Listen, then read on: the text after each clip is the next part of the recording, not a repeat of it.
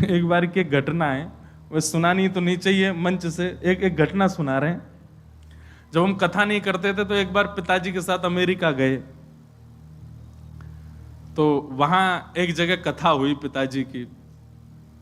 तो वहां हमारे साथ एक ब्रजवासी वाद्य बजाने वाले भी थे।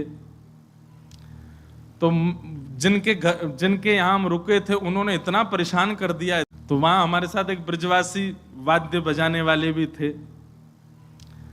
तो जिनके यहाँ हम रुके थे उन्होंने इतना परेशान कर दिया महाराज, क्या बताएं। अब विदेशी लोग, उनने 7 दिन की रोटी एक ही दिन में बना दी और सब फ्रिज में रख दें। हमसे बोले यहीं से निकालो, गरम करो, खा जाओ। अब तो बढ़िया हो गया, वहां पर भी अब भी वैष्णव बहुत सारे हो गए, अमेरिका, कनाडा, ऑस्ट्रेलिया, सब जगह अब इतनी दिक्कत नहीं होती। बहुत पहले की बात बता रहे हैं, 2015 में हमने कथा करना शुरू किया, उससे भी करीब 5-6 साल पहले की बात। तो पहले दिन ही हम लोग पहुंचे तो रोटी महाराज माइक्रोवेव में गर्म कर करके आ रही थी, और रोटी भी कैसे, सब्जी अलग नहीं थी, रोटी के बीच में ही सब्जी थी, रोल बना करके वही परोस रहे थे। तो अब वो गर्म कर करके दे में, हम लोग कहीं और से कथा करके वहीं अमेरिका में से कहीं से आए थे। अब जैसे पहुंचे महाराज वो गर्म कर करके दे, तो पहले तो खाए तो बड़ा अजीब सा स्वाद लगा।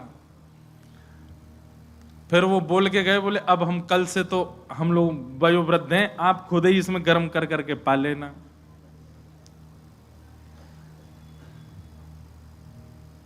दूध भी लाते तो उसमें पानी भर के धर देते, ज्यादा दूध नहीं पी जाएं। रात में हम लोग सोने जाते, एसी बंद कर देते, और पसीना में नहा रहे हैं भैया, वहां पर पंखे होते नहीं, एसी होता है। इतने परेशान कर दे। और भी बहुत कुछ हुआ, सब थोड़ी बताएंगे। वहां पे क्या होता है कि अंदर ही गीजर होते हैं, वहां ठंडे पानी से तो नहाने का, कोई 12 महीना गर्म से ही नहाओ, ठंड रहता है थोड़ी सी। गीजर बंद कर देते, बेचारे नहाते नहाते चिल्ड पानी आता, ठिठर जाते। तो हम और पिताजी तो ठीक थे, पिताजी की तो हम लोग सेवा करते थे, व्यवस्था कर दी थी बढ़िया। और शहर का नाम लूंगा तो वो पहचान जाएंगे, इसलिए मैं शहर का नाम भी नहीं बता रहा। तो वो तबला वाले जो भैया गए थे हमारे संग ब्रजवासी, वो बड़े परेशान हो गए। अंतिम दिन क्या हुआ, सबका सम्मान किया जा रहा था, व्यास जी का किया, हम पिताजी के संग गाने पे गए थे तो हम कोरस वाले, हमारा भी सम्मान हुआ। और सबको सम्मान के बाद 2 शब्द बोलने माइक पे, पिताजी भी बोले, पिताजी तो बोल ही रहे थे, कथा कर रहे थे, हमको हमारा सम्मान, हमने भी मैं बहुत अच्छा लगा, आप लोगों ने बुलाया, सब बहुत बढ़िया रहा, ये बोल जाना तो है।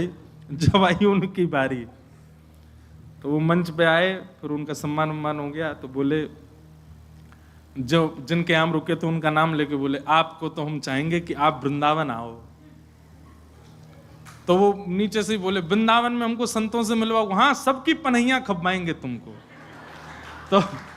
तो जैसे अभी आपने ताली बजाई, ऐसे सबने ताली बजाई, वाह वाह, इनको पनहियां मिलेंगी। अब हम और पिताजी तो एक दूसरे को देखें, तो वो उनसे उन्होंने ही बोला, पनैया का मतलब जानते? बोले नहीं नहीं नहीं, बोल पनैया रोटी होती है, एक विचित्र प्रकार की रोटी। आपको बोले 2-2 दिलवाना, 2-2। बोला हाँ 2-2 ही दिलवाएंगे तुमको। तो ऐसी अद्भुत लीला। तो श्री व्यास जी कह रहे, व्यास जो वृंदावन तज भटकत, तासर पनही ठोक। बोले वृंदावन छोड़ के अन्य जगह सुख की कामना कर रहा है, सुख खोज रहा है, बाकी सिर पे तो पनही पड़नी चाहिए। अरे वृंदावन मिल गो, वृंदावन यदि एक बार भी प्रिय लग गया हो, हमारे राधा रमन जी नेक सुंदर लग गए हो, राधा वल्लभ जी में नेक मन लग गए हो, बिहारी जी के मंगला में, महाराज बिहारी जी के बंगला में मन झूम गए हो, समझ जाइयो तुम वृंदावन के नेक करीब आ गए। बस अब और कहीं मत जाओ, वृंदावन के ही है जाओ, वृंदावन को भजो, वृंदावन को रटो, वृंदावन में रहो, रहो चाहे कहीं भी, तन में सदा, मन में सदा वृंदावन रहे। आहा, वृंदावन सदा हृदय में रहे। हरिराम व्यास जी का ही एक और पद है। हरिराम व्यास जी कहते हैं,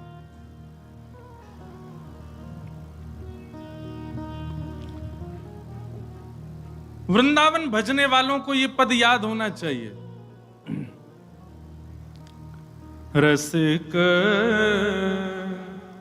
अनन्य हमारी जाति, रसिक अनन्य हमारी जाति। हम ब्राह्मण क्षत्रिय वैश्य शूद्र बाद में हैं। गले में कंठी माला आ गई, सिर पर उर्दपुंड आ गया, ब्रजरज माथे से लग गई।